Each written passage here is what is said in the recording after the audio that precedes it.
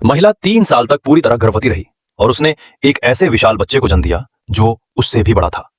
बाहर से देखने वालों को वो बच्चा एक राक्षस जैसा लगा, लेकिन मां होने के नाते वो उसे छोड़ नहीं सकी। एक ऐसे मौके का फायदा उठाते हुए, जब कोई आसपास नहीं था, दंपत्ति चुपके से बच्चे को घर ले आए और उसे छिपाकर पालने लगे। लेकिन लड़का आश्चर्यजनक रूप से तेजी से बड़ा हो रहा था। 1 महीने का भी नहीं हुआ था कि वो खड़ा हो गया और चलने भी लगा। उसे किसी की नजर में आने से बचाने के लिए पिता ने पूरे भर में पीली लाइनें खींच दी और सख्ती से आदेश दिया कि कौड़ी को सिर्फ पीली जोन के अंदर ही घूमने फिरने की इजाजत होगी। पलक झपकते ही 10 साल बीत गए और कौड़ी एक पूर्ण वयस्क के आकार का हो चुका था। अब वो तंग जगह में समा नहीं पा रहा था। फिर भी उसके माता पिता लगातार जोर देते रहे कि वो पीली जोन के बाहर कदम ना रखे। ये ज्यादा समय तक नहीं चला। उसकी जबरदस्त ताकत से दीवारें चूर चूर हो गईं।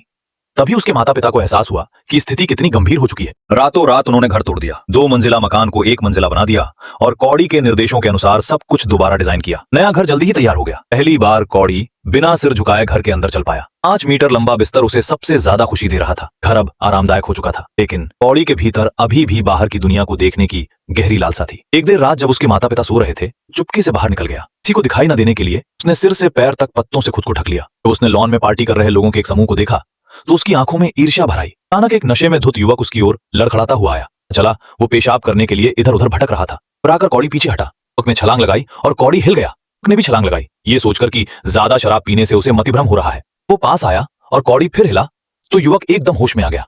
जैसे ही वो झुककर देखने लगा कि ये क्या है, कौड़ी को खतरे का एहसास हुआ। वो मुड़ा और भाग निकला। युवक डर के मारे चीख पड़ा, लेकिन उसके दोस्तों ने समझा कि वो सिर्फ नशे में बकवास कर रहा है।